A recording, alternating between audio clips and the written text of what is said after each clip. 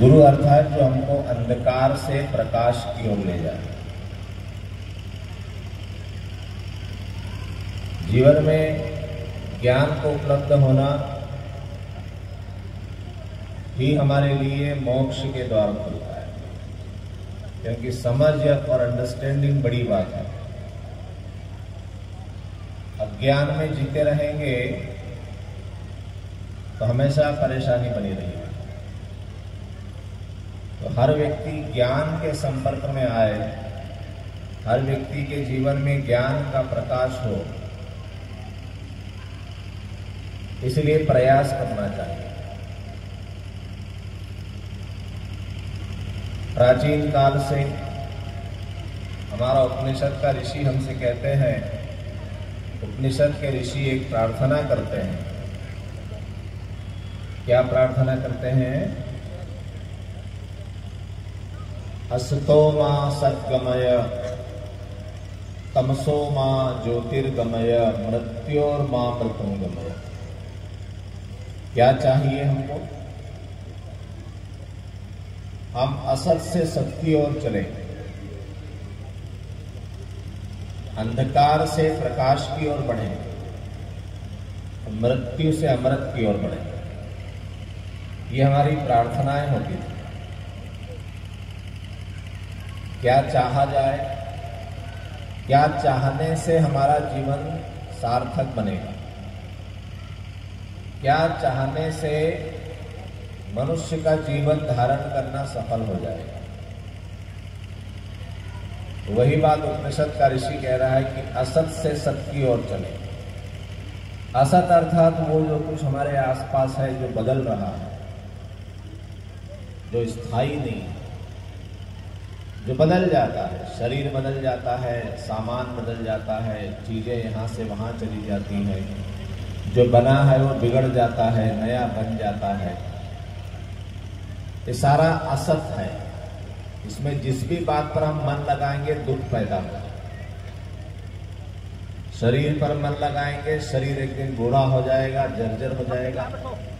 बाल बच्चों में मन लगाएंगे, एक दिन बाल बच्चे भी हमसे दूर चले जाएंगे। धन संपदा पर मन लगाओगे, धन संपदा भी जाने वाली है। आज आपकी है, कल किसी और की हो जाएगी, परसों किसी और की थी, वो भी हाथ से जाने वाली है। जमीन जायदाद पर मन लगाओगे, वो भी जाने वाली है। एक तूफान आ जाएगा, बाढ़ आ जाएगी, भूकंप आ जाएगा, सब ध्वस्त हो जाने वाला है। इस संसार में कुछ भी स्थायी नहीं है।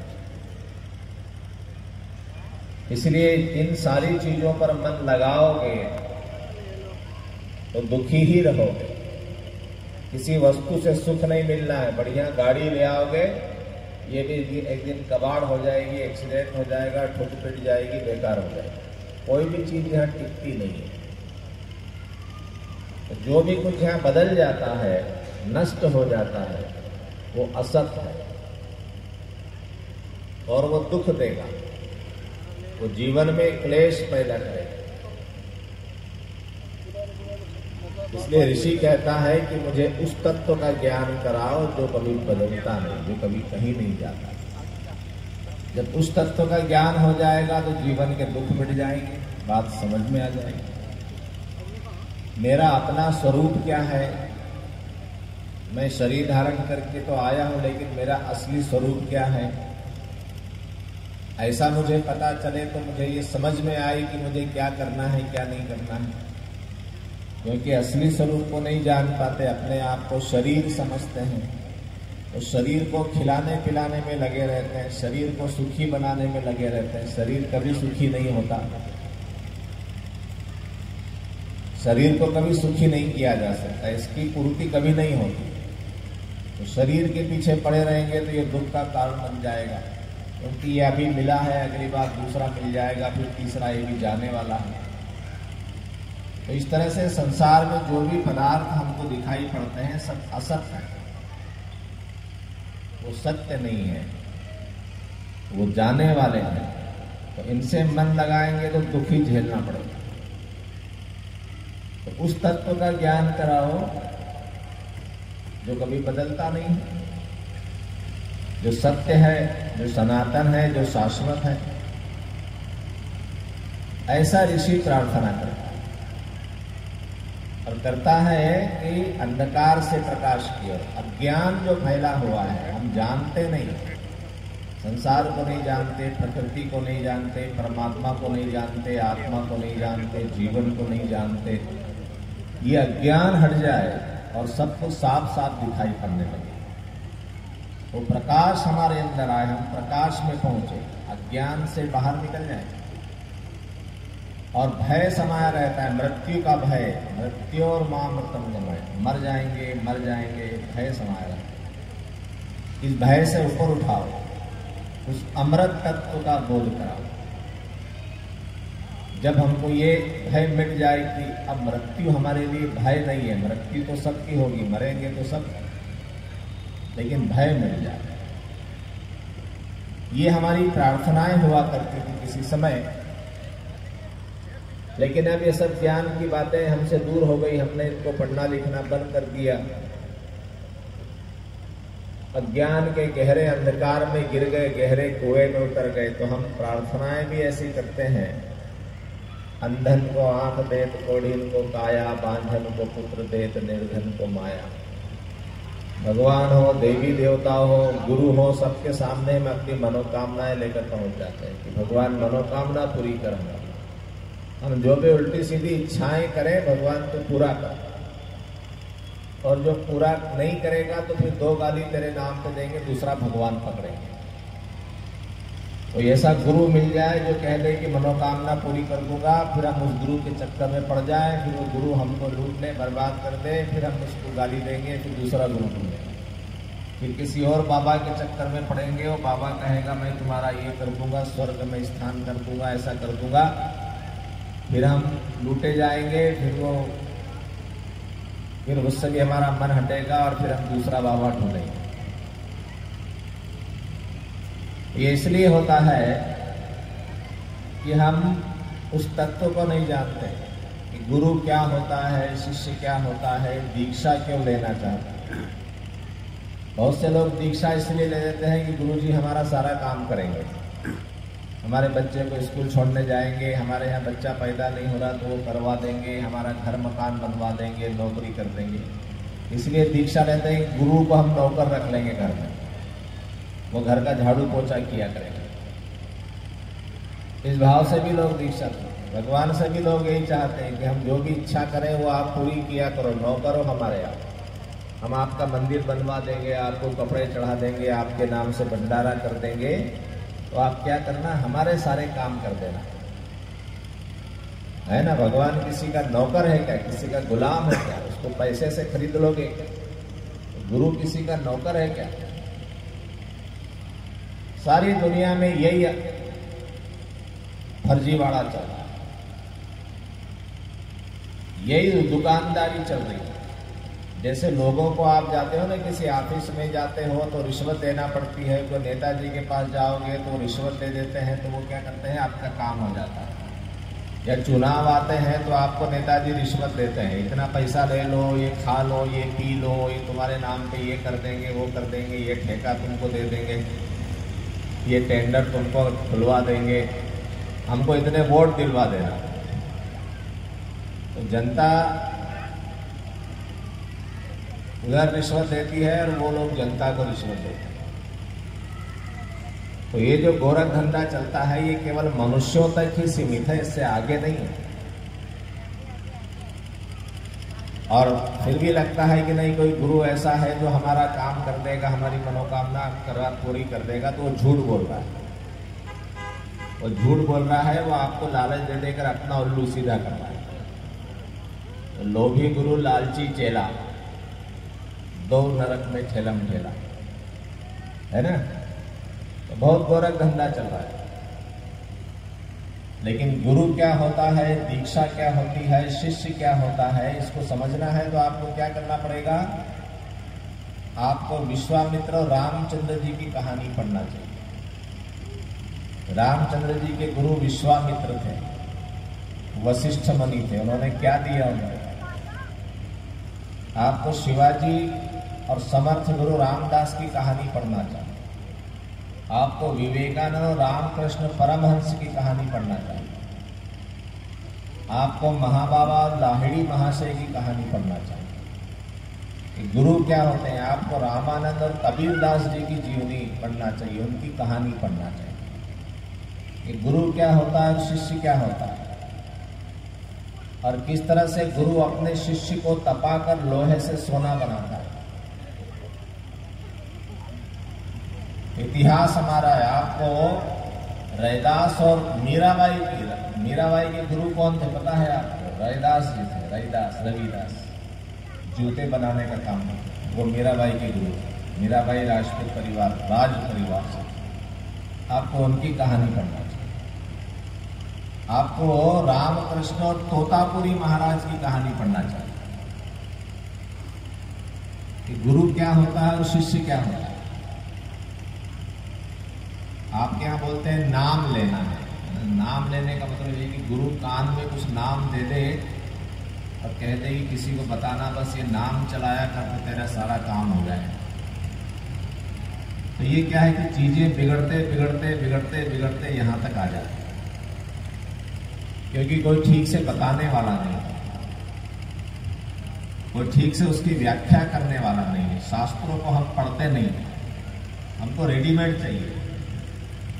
रेडीमेड, कोई तप साधना कर ले, कोई तपस्या कर ले, कोई साधना कर ले और बस रेडीमेड आ जाए और बोलने की जा बेटा तेरा कल्याण हो जाएगा।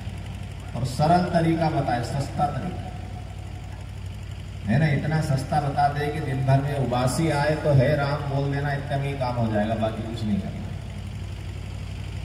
सस्ता तरीका। तो अध्यात्म क्या है? अध्यात्म में सस्ता कुछ नहीं है। अध्यात्म में हर चीज बड़ी महंगी है। अध्यात्म के लिए बहुत कुछ चुकाना पड़ता है, बहुत तप करना पड़ता है, बहुत अपने आप को बदलना पड़ता है। ये पैसे से खरीदी जाने वाली चीज नहीं है। और अध्यात्म क्या है? आत्म परिष्कार की साधना है। अपने आप को सुधार कर ठीक करने की साधना का नाम अध्यात्म है। अध्यात्म किसी भगवान को प्रसन्न करने की विद्या नहीं है। दुनिया में ऐसा कोई मंत्र नहीं है जो किसी भगवान को प्रसन्न कर सके, खुश कर सके। ऐसी कोई पूजा नहीं है। और दुनिया में ऐसा कोई भगवान या देवी देवता नहीं है जो आपकी किसी पूजा से प्रसन्न हो जाए। तो आप पैसे वाले आदमी हो, आप बड़ी भारी पूजा करा लोगे तो भगवान को अपने घर में ही बांध लोगे। फिर आप गरीब आदमी क्या करेगा?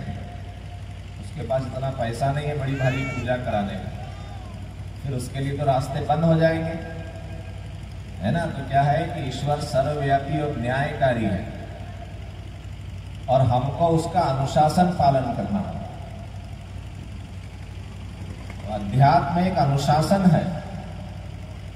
किस बात के लिए है? जीवन लक्ष्य की प्राप्ति के लिए। अध्यात्म एक अनुशासन है, अपने आप का निर्माण करने की कला है। लोभ मोह की पूर्ति की कला नहीं है कि हमारा लोभ लालच पूरा होता रहे, हमारा वासना तृष्णा हमारी पूरी होती रहे। ऐसी कोई विद्या थोड़ी है। इस बात के लिए अध्यात्म नहीं है, इस बात के लिए गुरु नहीं है, इस बात के लिए धर्म नहीं है। धर्म है आत्म कल्याण के लिए, आत्म परिष्कार के लिए। धर्म का ज्ञान, अध्यात्म का ज्ञान प्राप्त करना और किसी ऐसे महापुरुष का मार्गदर्शन लेना जो हमारा मार्गदर्शन करे, जो समर्थ है, जो दिव्य दृष्टा है, जो उस परमात्मा में वो देख चुका है, परमात्मा में जीता है, ऐसे किसी महापुरुष का मार्गदर्शन लेना, इसको दीक्षा कहते हैं।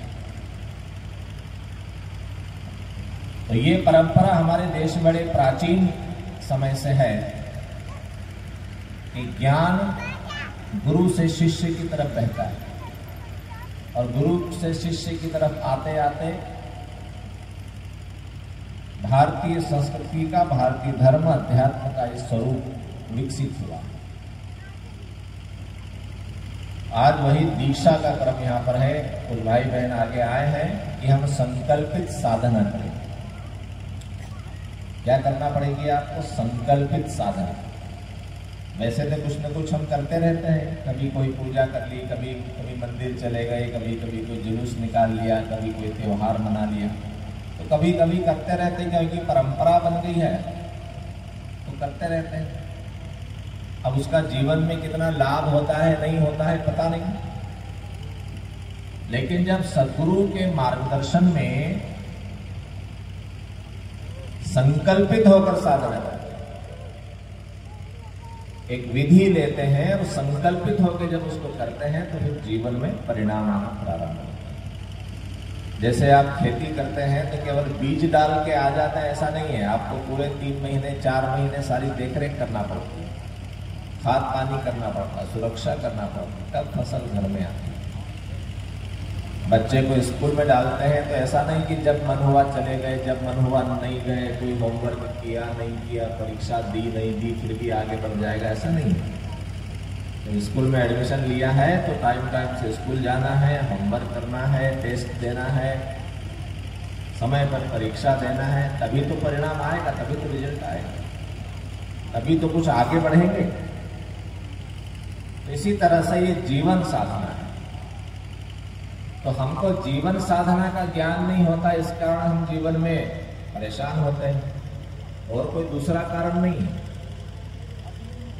क्योंकि सारी बातें हमने सीखी, पैसा कैसे कमाएंगे, मकान कैसे बनाएंगे, बाल बच्चे हो जाएंगे, सोना चांदी कैसे खरीदेंगे, एक दुकान की 4 दुकान कैसे करेंगे, एक खेत के 4 खेत कैसे करेंगे, वो सब हमने सीखा, लेकिन जीवन कैसे जिएंगे ये नहीं सीखा।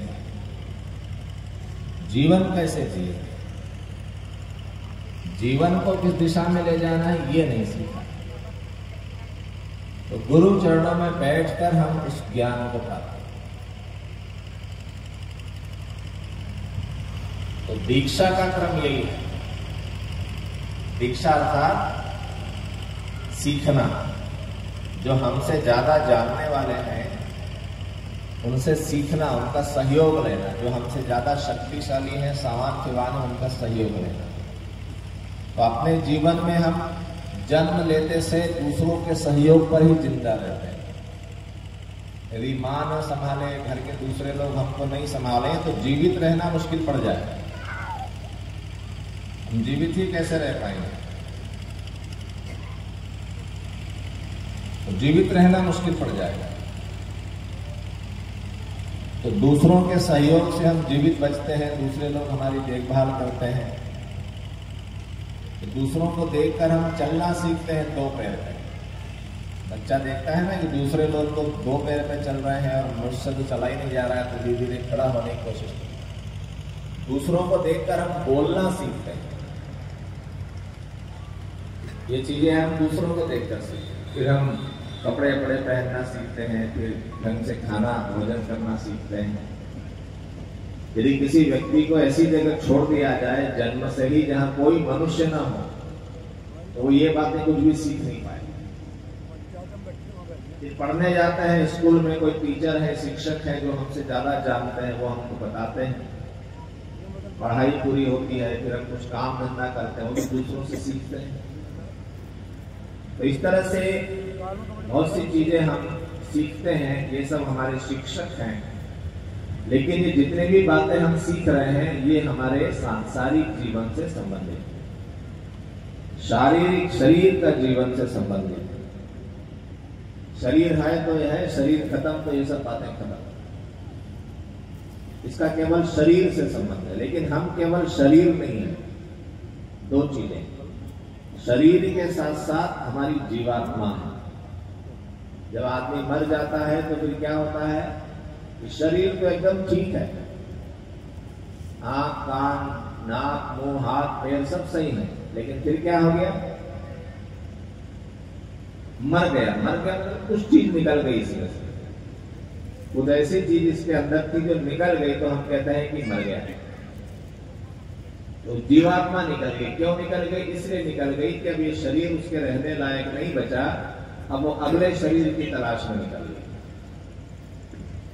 जीवात्मा को अगला शरीर धारण करना है। क्यों करना है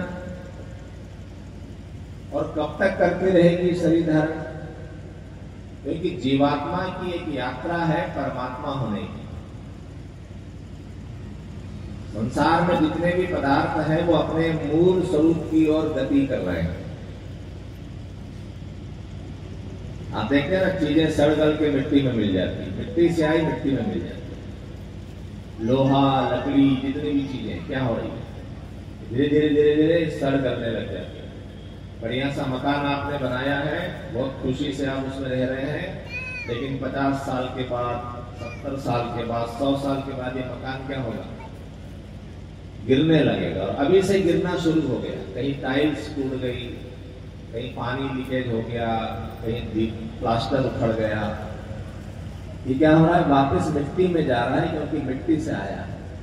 ये शरीर भी मिट्टी से आया है, मिट्टी में जाने की तैयारी कर रहा है। धीरे धीरे बूढ़ा होगा, कमजोर होगा, बीमार होगा, फिर इतना ऐसा हो जाएगा कि जान निकल जाएगी। फिर क्या करेंगे, अब इसको ले चलो, कहां ले चलो, मिट्टी को मिट्टी बनाने के लिए। ये मिट्टी में जा रहा है। आग ऊपर की तरफ जाती, क्योंकि आग सूर्य से आई है, तो आग हमेशा ऊपर उठती है। पानी समुद्र से आया, इसलिए पानी नीचे नीचे बहता है, जा रहा है, समुद्र की तरफ जाना चाह रहा है। पानी कितनी भी हिमालय के पहाड़ पे गिरेगा तो भी वो एक न एक दिन बहेगा, किधर बहेगा, समुद्र की तरफ। तो पानी समुद्र से आया है तो समुद्र की तरफ जा रहा है। इसी तरह से हमारी जीवात्मा परमात्मा से आई है तो परमात्मा की तरफ जा रही है। विकास का एक क्रम है। तो कैसे जा रही है, विकसित होगी। कैसे विकसित होगी, जैसे एक बीज विकसित होता है।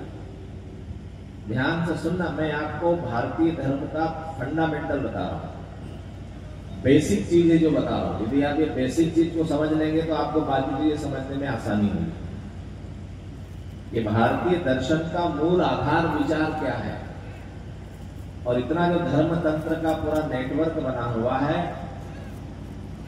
ये क्यों बना हुआ है, और इतने सारे देवी देवता क्यों है, और इतने हम पूजा क्यों करते हैं, साधना हमको क्यों करना चाहिए, गुरु क्या होता है, परमात्मा क्या होता है, मूल कंसेप्ट को आप समझेंगे। क्योंकि ये मंत्र ऋषि का है, विचार प्राप्ति का मंच है, तो हम आपके सारे कंसेप्ट क्लियर करेंगे, आपकी धारणाओं को शुद्ध करेंगे।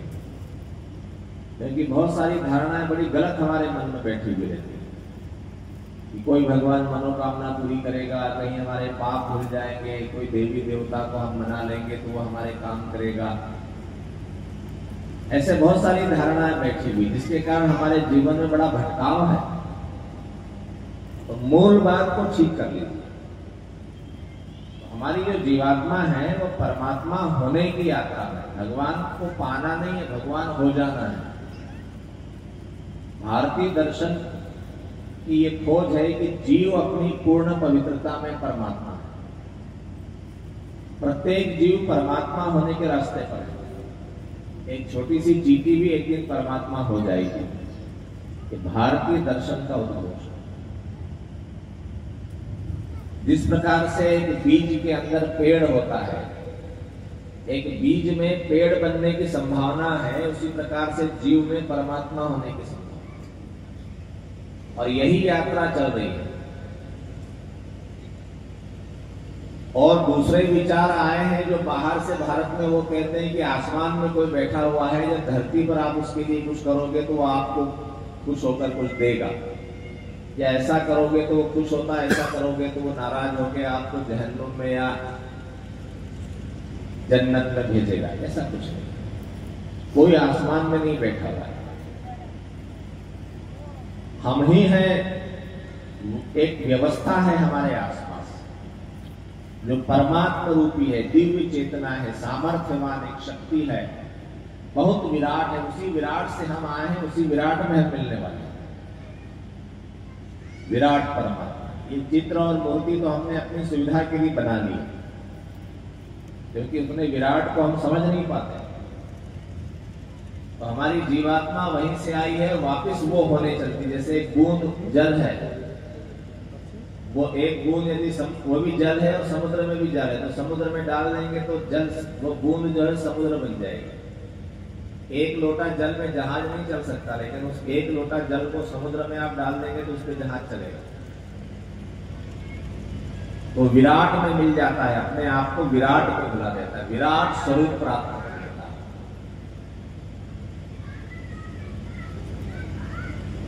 तो हमारी जीवात्मा अनेकों शरीर धारण करती है, परंतु उन सारे शरीरों में मनुष्य का शरीर एक ऐसा है जिसमें उसका विकास संभव है और किसी शरीर में नहीं है। दूसरे जितने भी शरीर है उनमें जीवात्मा तो है पर उसमें कोई विकास नहीं है, बस जहां पड़े हो उतना टाइम पास करना है, क्योंकि उनके पास विचार नहीं है, संकल्प शक्ति नहीं है, बोध प्राप्त करने की क्षमता नहीं है। लेकिन मनुष्य के अंदर है। तो मनुष्य धरती पर आ गया, वैसे ही आ गया जैसे दूसरे जीव जंतु आ गए, जैसे दूसरे प्राणी जानवर धरती पर आ गए जन्म लेके, मनुष्य भी आ गया। और मनुष्य के अंदर भी मूल प्रवृत्तियां वही है जो किसी पशु के अंदर हो, क्योंकि बायोलॉजिकल तो मनुष्य एक पशु ही है, एक जानवर ही है। तो जिस प्रकार से एक पशु के अंदर होता है आहार, निद्रा, भय, मैथुन, वो मनुष्य के अंदर भी है। क्या करना है? खाना है, भोजन करना है, जिंदा रहना है, शरीर की रक्षा करना है, अपने जैसे बच्चे पैदा करना है। ये कौन सिखाता है? कोई नहीं सिखाता। जन्म लेते ही बच्चे के अंदर ये बात रहती है कि मैं खाऊं, भूख लगती है, रोता है, मुंह में उसको हम कुछ खिला देते हैं, दूध दे देते हैं, निप्पल दे देते हैं, वो चुप हो जाता है। कष्ट होता है शरीर को तो रोता है, शरीर को कष्ट नहीं होना चाहिए, ये मूल प्रवृत्ति है। ये आप देखो ना कि कुत्ता, गाय जो है वो धूप छांव में जाकर बैठ जाते हैं, शरीर की कुछ तकलीफ नहीं होना चाहिए, धूप में नहीं बैठे, छांव में जाके बैठे, ठंड का दिन है तो धूप में आकर बैठ गए, ये मूल प्रवृत्ति। और अपने जैसे बच्चे पैदा कर रहे हैं। तो ये बात है, प्रकृति हर जानवर, हर पशु को, हर जीव को जन्म लेते ही ये उसका संस्कार है, ये उसको मिल जाता है। तो दूसरे जीव जंतु इन्हीं दो बातों में घूमते रहते हैं, पेट और प्रजनन। जो भी हरकतें कर रहे हैं पशु पक्षी हमारे आसपास, या तो ये पेट भरने के लिए दौड़ भाग कर रहे हैं या प्रजनन की आवश्यकता है इसके लिए कर रहे हैं। तीसरा कोई काम नहीं है इनके पास। हाँ, कुछ आप उनको डरा धमका के, लालच दे के गाड़ी खिंचवा लो, तो उनसे कुछ करवा लो, तो वो उतना सा वो कर देते हैं, लेकिन वो भय के कारण करते हैं, कोई अपनी मर्जी से नहीं करते। तो मनुष्य के अंदर भी यही बात है। तो मनुष्य को यदि ज्ञान नहीं हो तो मनुष्य भी यही दो कामों में लगा रहता है पूरा जीवन, उसी बात के लिए रोता रहता है, वही चीजें मांगता रहता है, इन्हीं बातों में लगा रहता है। पेट और प्रजनन, पेट और प्रजनन। ठीक है, मनुष्य को बुद्धि ज्यादा है तो वो संसार की चीजों का उपयोग कर लेता है, थोड़ा रहने को घर बना लेता है, कपड़े वपड़े पहन लेता है, जरा खाना बना के थाली में लेकर खा लेता है, थोड़ा सा डेवलप्ड हो जाता है। लेकिन मनुष्य के साथ खतरा यह है कि उसके अंदर आकांक्षाएं हैं, इच्छाएं हैं, और उसके अंदर वासना है, तृष्णा है, लोभ है, मोह है, अहंकार है। तो यदि मनुष्य को ज्ञान नहीं होगा तो मनुष्य लोभ, मोह, अहंकार, वासना, तृष्णा में पड़कर दुनिया में तूफान मचा देगा, बर्बादी मचा देगा, क्योंकि लोभ का कोई अंत नहीं है, मोह का कोई अंत नहीं, अहंकार का कोई अंत नहीं है। ये चीजें आ ही जाएगी, ये भी प्रकृति की बनाई हुई, ये आ ही जाती है।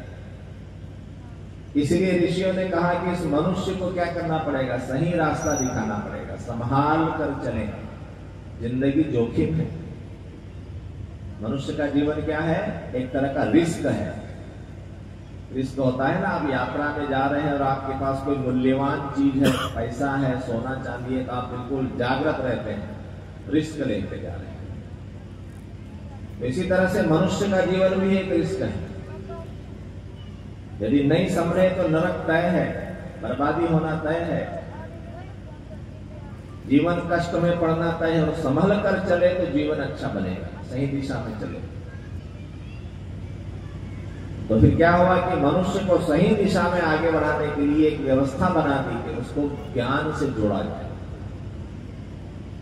उसको बोध करा दिया जाए, जीवन के प्रति उसको जागरूक कर दिया जाए कि देखो तुमको क्या होना है, समझ लो तुम क्या बनने के लिए आए।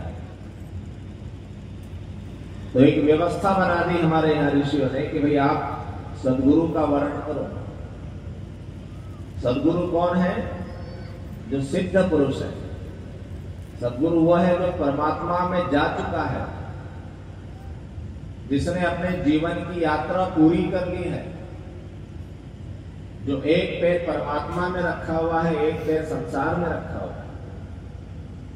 जैसे आपने देखा, कभी आप नदी में नाव से पार होते हैं तो जो नाव चलाने वाला होता है वो एक पैर नाव में रखता है, एक पैर जमीन पर रखता है और आपको कहता है कि आ जाओ जल्दी से, चलो नाव में चलो, नाव छूट रही है। तो सदगुरु इतना सामर्थ्यवान होना चाहिए कि जिसका एक पैर परमात्मा में होता है और एक पैर धरती पर होता है, संसार में होता है, इसलिए कि आओ मैं आपको भी पार करूंगा। ऐसे किसी महापुरुष के चरणों में बैठकर वो ज्ञान प्राप्त कीजिए कि आप हमारा मार्गदर्शन करें कि हम अपने इस जीवन का करें क्या, सही दिशा बताइए। हम जान नहीं पाते, हम समझ नहीं पाते, हम उलझ जाते हैं, बार बार भटक जाते हैं। तो कृपया आप हमारा मार्गदर्शन करें। अब हमारा जीवन आपके मार्गदर्शन में ही चलेगा। तो ऐसे किसी सिद्ध पुरुष महापुरुष के चरणों में बैठकर उसको समर्पण करना, ये दीक्षा का क्रम है। गुरु के अनुशासन को जीवन में धारण कर लेना है कि अब हमारा जीवन गुरु के अनुशासन में ही चलेगा।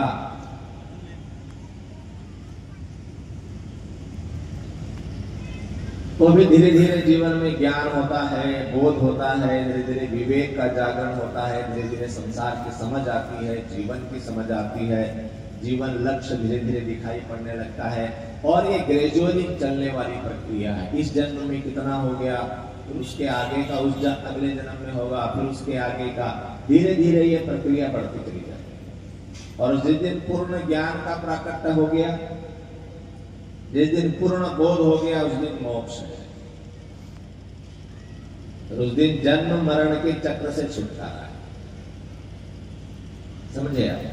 पूर्णता की प्राप्ति हमने करी। जैसे इतना बड़ा कोयला भी हो, इतना बड़ा हीरा भी हो,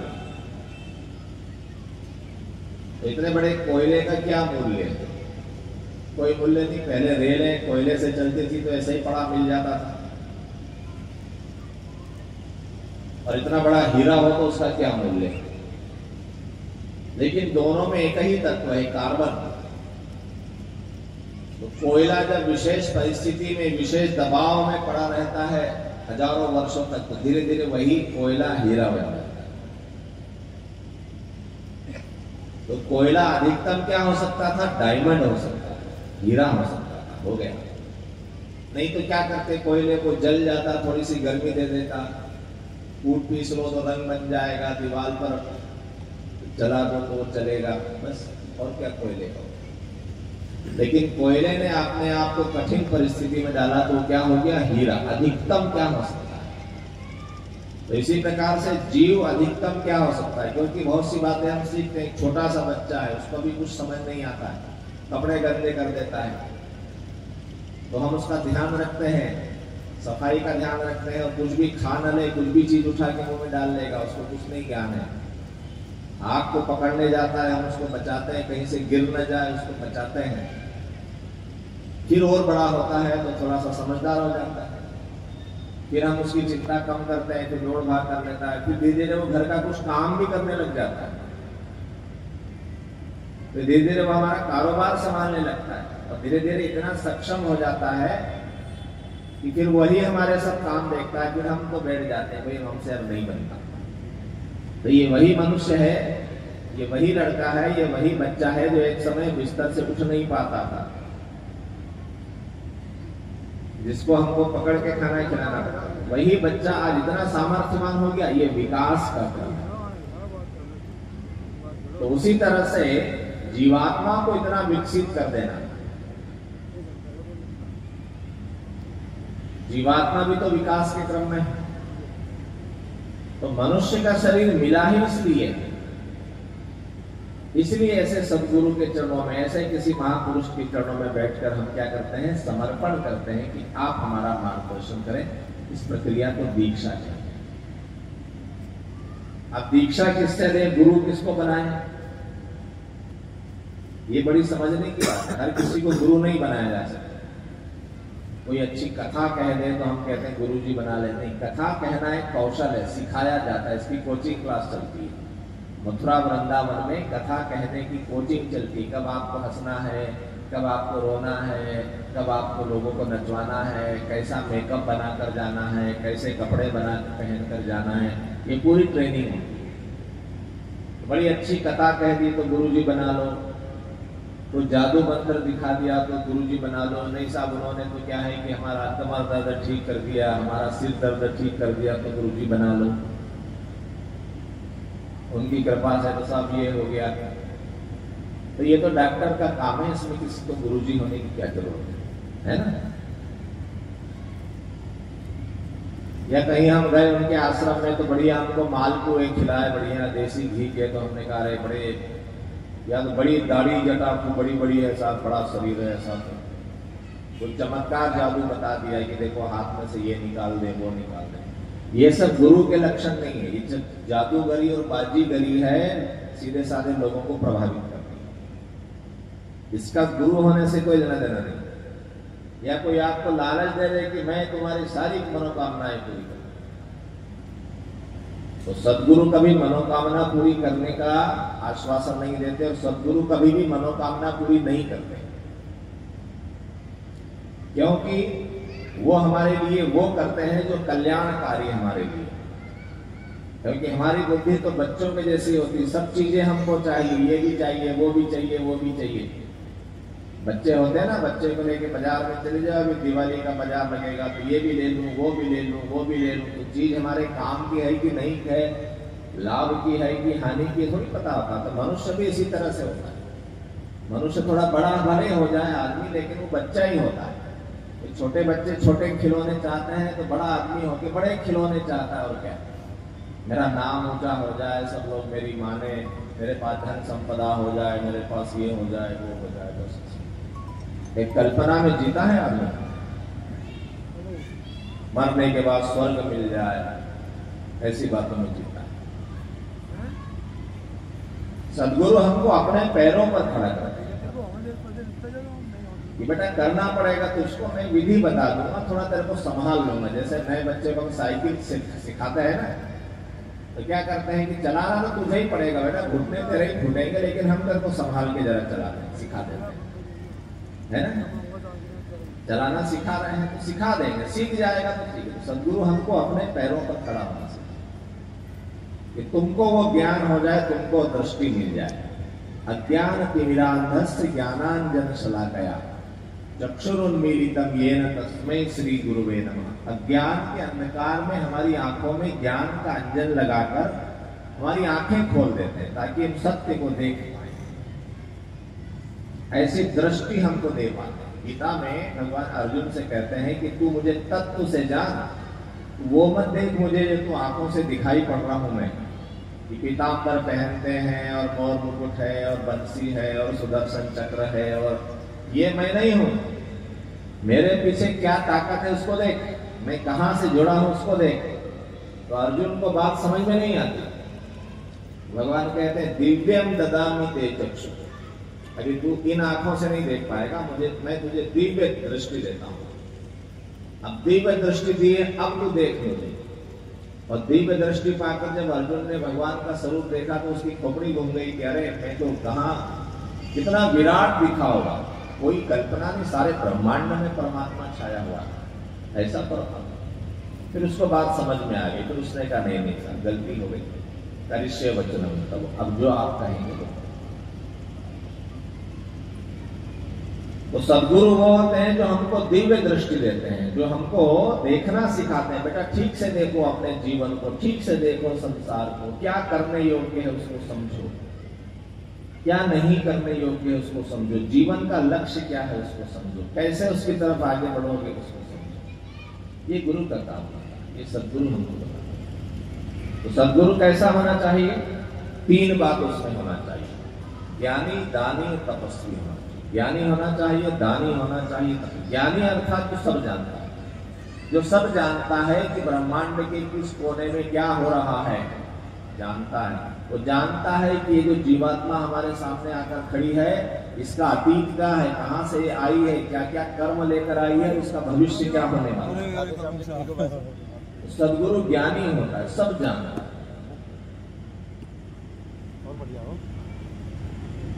और सद्गुरु दानी होता है। दानी अर्थात देने वाला, जो अपने पास कुछ नहीं रखता, जो अपने लिए कुछ नहीं मांगता, मेरे लिए ये चाहिए, ऐसा नहीं, सब अपने पास का दे देता है। क्यों देता है? कि वो संत भी होता है, दुनिया का दुख मिटाने के लिए, तो वो अपने पास का भी सब दे देता है। उसको कहते हैं दानी। अपने पास कोई चेक, कोई तिजोरी कुछ नहीं रखता, दे दिया। और तपस्वी होता है। तपस्वी अर्थात जो अपने सुख के लिए कुछ नहीं चाहता, अपने शरीर के लिए, स्वाद के लिए कुछ नहीं चाहता कि मुझे ये खाना पीना चाहिए, कि ऐसा मैं रहूंगा, कि ऐसे मेरी सेवा करो, कि मेरे पैर दबाओ, कि मुझे सुबह ये खाने को चाहिए, शाम को ये खाने को चाहिए, और ऐसा और वैसा, ये कुछ नहीं चाहिए। तपस्वी कठोर जीवन जीता है, उसका अपने ऊपर पूरा नियंत्रण होता है। जो तपस्वी है वो ही कल्याण कर पाएगा। जिसको अभी खाने का स्वाद है, अभी जिसको दुनिया में रस है, जिसको अभी शरीर में, इंद्रियों में रस है, वो किसी का कल्याण नहीं कर पाएगा। तो जिनको आप गुरु बनाने जा रहे हैं, वेद मूर्ति तपोनिष्ठ युग ऋषि पंडित श्री राम शर्मा आचार्य, वंदनीय माता भगवती देवी, ये आपकी गुरु बन गए।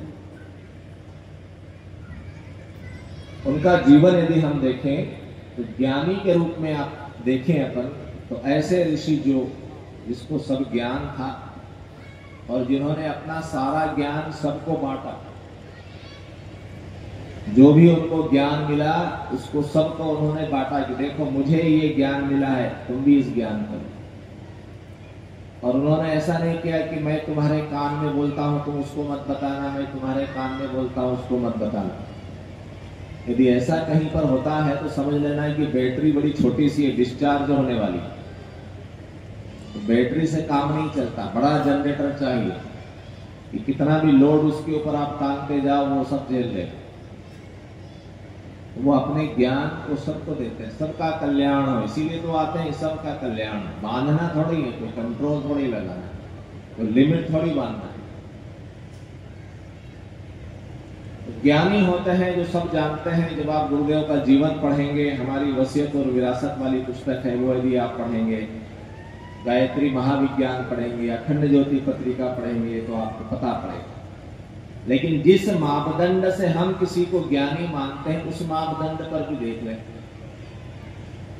कि गुरुदेव ने जो है क्या किया है, चारों वेदों का भाष्य, सारी 16 स्मृतियों का भाष्य, षट दर्शन का भाष्य, उपनिषदों का भाष्य। कितने उपनिषद हैं? 108 उपनिषद, 18 पुराणों का भाष्य।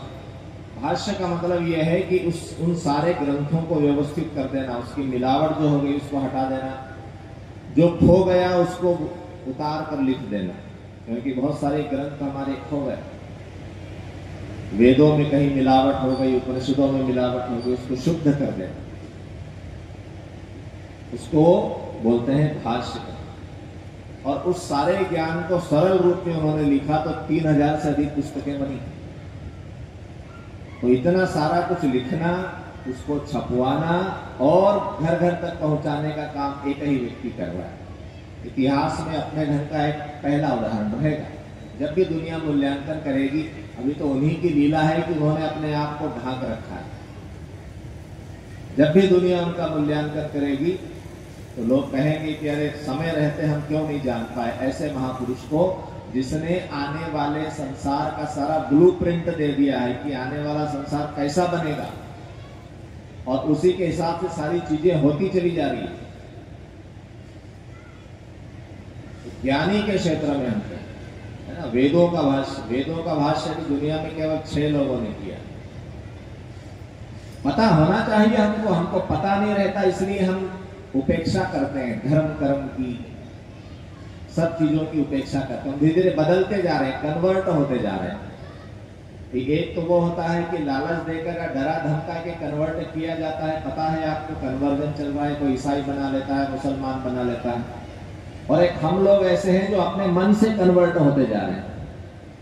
वेशभूषा हमने छोड़ दी, पूजा पाठ करना छोड़ दिया, गायत्री मंत्र छोड़ दिया, संस्कार परंपरा को भूल गए, अपने घर में ग्रंथ रखते नहीं, अपने ग्रंथों को पढ़ते नहीं, हम कन्वर्ट होते जा रहे हैं धीरे धीरे। ऐसा करते करते हम नास्तिक हो जाएंगे, फिर कोई हमको मुसलमान बना लेगा, कोई हमको ईसाई बना लेगा, और हम तो बच गए लेकिन हमारे बच्चों को जरूर बना लेगा, क्योंकि हमको अपना कोई इतिहास पता नहीं। हम कोई इतिहास को जानते हैं, टीवी में कभी कोई रामायण आ गई तो देख लिया बस, लेकिन नियमित रूप से हम इन बातों की तरफ कोई रुचि नहीं रखते कि हम अपने इतिहास को तो जाने, हमारे इतिहास में कौन कौन महापुरुष हो गए, कैसे कैसे ज्ञान विकसित हुआ, कितने तरह का ज्ञान होता है, कितने तरह के दर्शन होते हैं, कितने तरह के उपनिषद होते हैं, उपनिषदों में क्या कहा गया है, गीता में भगवान क्या कह रहे हैं। ये बच्चा बाहर कौन जा रहा है, देखो छोटा सा एक बच्चा लाल टी शर्ट वाला बाहर निकला है, किसका बच्चा है? बच्चों का ध्यान रखें, खेलते खेलते सड़क पर नहीं जाए। तो हम उनको जाने तो सही, संसार की सबसे समृद्ध और सबसे प्राचीन संस्कृति हम लेकर बैठे हैं। इतना समृद्ध इतिहास किसी के पास नहीं है। इस्लाम 1400 साल पहले आया, ईसाईयत 2000 साल पहले, और हमारे तो रामचंद्र जी 10,000 साल पहले हुए, और वो भी वेद पढ़ते थे। कुछ लोग तो और भी पुराना बताते हैं। और ऋग्वेद दुनिया की सबसे पहली पुस्तक है। अब वो कितनी पुरानी, उसके कोई काल गणना ही नहीं है कितनी पुरानी है। और रामचंद्र जी की 24 पीढ़ी पहले राजा दिलीप हुए, और उसकी 24 पीढ़ी पहले राजा हरिश्चंद्र हुए, और ज्ञान उसके पहले भी था। तो इतनी हजारों साल सबसे पुरानी संस्कृति हम लेकर बैठे हैं, लेकिन हमको उसका कोई ज्ञान नहीं।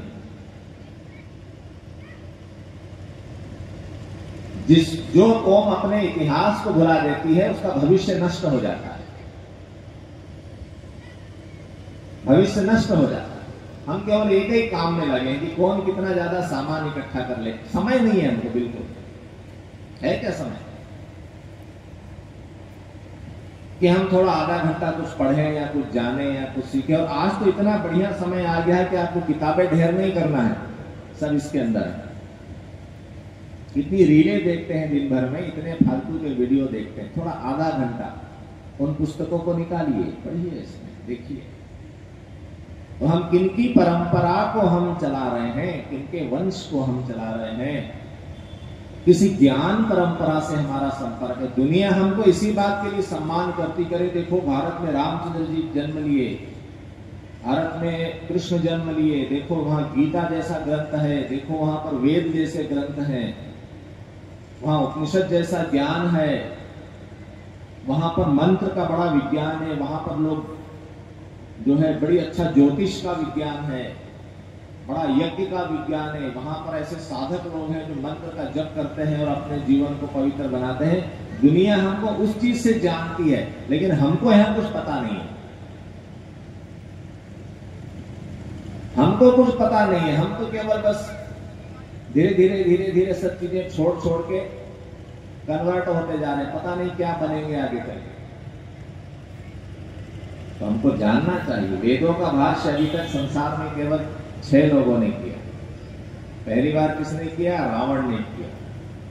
देखो रावण कितना विद्वान व्यक्ति था, उसने वेदों का भाष्य किया। फिर सायण ने किया, फिर उद्भट ने किया, फिर मैक्समूलर ने किया, और पंडित श्री राम शर्माचार्य, 6 लोगों ने।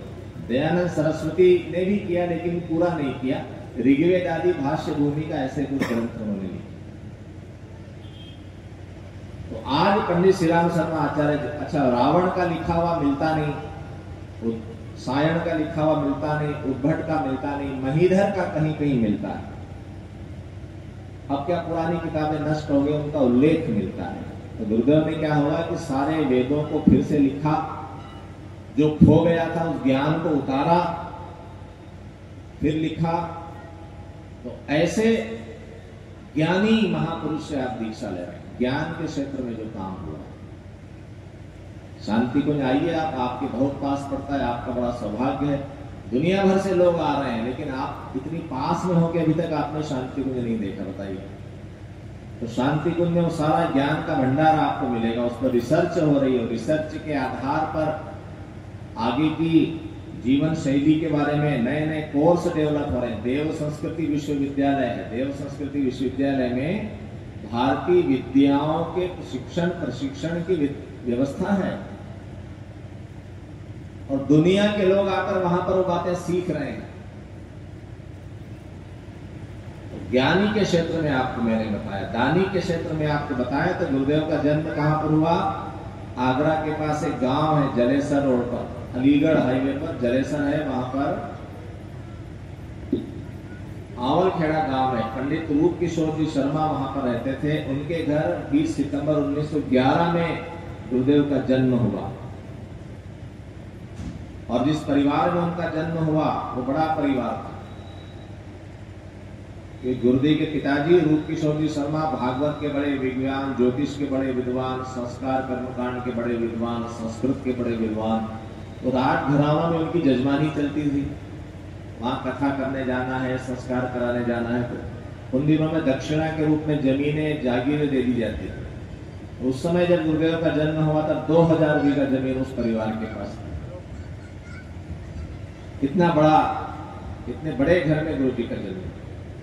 लेकिन जब 15 वर्ष की आयु में उनके हिमालय वासी गुरु उनके पास आए, तो उन्होंने उनको एक अभियान बताया कि देखो, धरती को बचाने के लिए एक बड़ी योजना धरती पर आ रही है, और तुमको उस योजना को चलाना है। तो जब गुरुदेव ने अपने गुरु के सामने संकल्प किया, तो धीरे धीरे अपनी सारी संपत्ति उस काम में लगा दी। आवलखेड़ा में आप जाएंगे तो बड़ा सा एक कन्या विद्यालय है, बड़ा सा हॉस्पिटल है, वो बना दिया, और बाद में फिर जितना भी पैसा था उनके पास वो सब लगा दिया। मथुरा जाते हैं, मथुरा वृंदावन के बीच में गायत्री तपोभूमि आएगी। वो गुरुदेव की पहली तपस्थली, साधना स्थली थी। महर्षि दुर्वासा की तपस्थली थी, जहां महर्षि दुर्वासा ने तप किया। तो हिमालय वासी गुरु के आदेश पर उन्होंने फिर वहां एक आश्रम बनाया, और उसमें अपनी सारी संपत्ति लगा दी। 1956 में गुरुदेव ने एक सर्वमेध यज्ञ किया, उसमें अपनी सारी संपत्ति का ट्रस्ट बना दिया कि मेरी व्यक्तिगत कोई संपत्ति। और फिर अपने शिष्यों से उन्होंने कहा कि तुम अब मुझे दोगे, क्या दोगे? 20 पैसा रोज और 1 घंटे का समय। 20 पैसा रोज देना है, 1 घंटे का समय देना है। 20 पैसे का क्या करेंगे? गुरुजी अपने पास रखेंगे। उन्होंने कहा नहीं, मुझे नहीं चाहिए, ये जो भगवान की योजना धरती पर आई है, इसको चलाने के लिए आप दीजिए, अपने गांव में, अपने क्षेत्र में, अपने शक्तिपीठ पर। तो उन दिनों कही थी 20 पैसा। आज उस 20 पैसे का मूल्य क्या है? तो गुरुदेव के करोड़ों शिष्य हैं जो रुपया, 2 रुपया, 10 रुपया, 100 रुपया, 1000 रुपया, लाख रुपया, करोड़ रुपया, जिसकी जो क्षमता है, वो इस भगवान की योजना के लिए लगा है। और इतना बड़ा मिशन चल रहा है, इतना बड़ा। आप शांति को आकर देखिए, 10,000 व्यक्ति रोज भोजन करते हैं उनसे। त्योहारों पर तो लाखों की संख्या चली जाती है। हजारों लोग आकर 9 दिन का साधना शिविर करते हैं, 1 महीने का प्रशिक्षण शिविर करते हैं। इतने सारे वहां पर संस्कार होते हैं, किसी से कोई पैसा नहीं लिया जाता, रहने ठहरने का, भोजन का कोई पैसा नहीं लिया जाता। आइए, ठहरिए, अपनी साधना कीजिए, अपना कीजिए और जाइए। तो इतने सारे लोग देते हैं, उससे सारी व्यवस्था। पूरे देश में 5000 छोटे बड़े गायत्री शक्तिपीठ हैं। आपके यहाँ पर भी सरसावा में है, सहारनपुर में भी है शायद, वहां सब इतने सारे पूरे देश में करीब 5000 से ज्यादा बड़े बड़े केंद्र हर जिले में है। तो इतनी बड़ी व्यवस्था दुनिया में चलती, जैसे हम लोग यहाँ पर चल रहे हैं, आपके गांव में आए, ऐसे 2-2, 4-4 टोलियां अमेरिका में चल रही है, इंग्लैंड में चल रही है, ऑस्ट्रेलिया में चल रही है, अफ्रीका में चल रही है, चाइना में चल रही है, सब जगह जाकर काम हो रहा है। इतना बड़ा काम। तो ये कैसे चल रहा है? उनके शिष्यों के माध्यम से जो आता है। तो दानी की बात मैंने कही। तपस्वी कैसे है कि 15 साल की उम्र में, आज से 100 साल पहले क्या हुआ? बसंत पंचमी, 1926 की बसंत पंचमी। 15 वर्ष के बालक श्री राम अपने घर में गायत्री मंत्र का जप कर रहे थे। सुबह का समय था, बसंत पंचमी का दिन था, 18 फरवरी 1926। जप करके गायत्री मंत्र का जप रोज करते थे, क्योंकि 8 वर्ष की आयु में उनकी दीक्षा हो गई थी। पंडित मदन मोहन मालवीय ने गुरुदेव को दीक्षा दी जब काशी में हिंदू विश्वविद्यालय की स्थापना हो रही थी, तो दीक्षा दी गायत्री मंत्र। 8 वर्ष की आयु थी, जनेऊ पहनाया, दीक्षा दी, शिखा स्थापना की और कहा बेटा रोज गायत्री मंत्र का जप करके रहना, क्योंकि गायत्री ब्राह्मण की कामधेनु है। क्या है? कामधेनु। कामधेनु एक ऐसी गाय के रूप में उसको चित्रित किया गया है हमारे पुराणों में कि सारी इच्छाएं पूरी करती है। तो गायत्री क्या है? कामधेनु है। किसकी कामधेनु है? ब्राह्मण की। तो क्या हो गया? सारी बातें तो उस बालक को अच्छी समझ में आई, लेकिन एक बात उसके मन में उछलती रही, जो आपके मन में उछलने लग रही थी कि ब्राह्मण की कामधेनु है तो बाकी लोगों का क्या है ना? गुरुदेव ने एक पुस्तक भी लिखी थी, गायत्री ब्राह्मण की कामधेनु है। फिर बाद में लोगों ने कहा अरे अरे अरे अरे, फिर गुरुदेव ने कहा गायत्री कामधेनु है। ये अभी लोग समझ नहीं पा रहे इस बात को। तो उस बालक ने अपने पिताजी से पूछा कि पिताजी, पंडित जी ने कहा कि गायत्री ब्राह्मण की कामधेनु है तो बाकी लोगों का क्या होगा, और लोग फिर क्या करेंगे? तो उनके पिताजी रूप किशोर जी ने समझाया कि बेटा ब्राह्मण कोई व्यक्ति नहीं होता, ब्राह्मण जो है एक तरह का जीवन शैली होती है। ब्राह्मण कोई जाति नहीं होती कि इस जाति का व्यक्ति ब्राह्मण ही होगा या इस जाति का व्यक्ति ऐसा ही होगा। जातियां तो अपने काम के हिसाब से बन जाती है, लेकिन ब्राह्मण का अर्थ यह है कि जिस व्यक्ति का मन पवित्र है, जिस व्यक्ति की बुद्धि शुद्ध है, जो लोक सेवा में लगा रहता है, जो प्रेम से भरा है, जिसके अंदर संसार का दुख अनुभव करने की क्षमता है, जो लोक कल्याण के काम में अपने आप को लगाए रखता है, ऐसा व्यक्ति ब्राह्मण कहा जाता है। शुद्ध चित्त वाला व्यक्ति, पवित्र मन वाला व्यक्ति, ऐसा व्यक्ति ब्राह्मण होता है। और ऐसा व्यक्ति यदि गायत्री मंत्र का जप करेगा तो उसको बहुत अच्छा परिणाम देगी। परिणाम तो सबको देगी, कोई भी करेगा सबको परिणाम देगी। इसका दूसरी तरफ से भी यदि हम देखें तो जो गायत्री मंत्र करेगा वो धीरे धीरे ब्राह्मण हो जाएगा। ब्राह्मण होने का मतलब ये नहीं कि आपके सर्टिफिकेट में ब्राह्मण लिख जाएगा, वो तो संविधान ने आपको बना रखा है कि आप ओबीसी हो और आप दलित हो और आप एससी हो और आप एसटी हो और आप जनरल हो। ये शास्त्रों का वर्गीकरण नहीं है, ये सरकारों का और राजनीति का वर्गीकरण है कि लोगों को अलग अलग करो, लड़ाई भिड़ाई रखो ताकि हमारी राजनीति चलती रहे। लेकिन शास्त्रों में किसी को अलग नहीं कहा। शास्त्र ने कहा 4 वर्ण होते हैं जी, 4 तरह के लोग होते हैं, जाति कुछ भी हो सकती है। तो जो ज्ञान से सेवा करेगा वो ब्राह्मण है, जो धन से सेवा करेगा वो वैश्य है, और जो शक्ति से सेवा करेगा वो क्षत्रिय है, और जो शरीर से सेवा करता है, जिसको ज्यादा कुछ बात समझ में नहीं आती, जो ज्यादा कोई विजन नहीं है, वो शूद्र है। इसमें कोई छोटा बड़ा थोड़ी है, सबकी अपनी अपनी क्वालिटी, अपनी अपनी क्षमता है।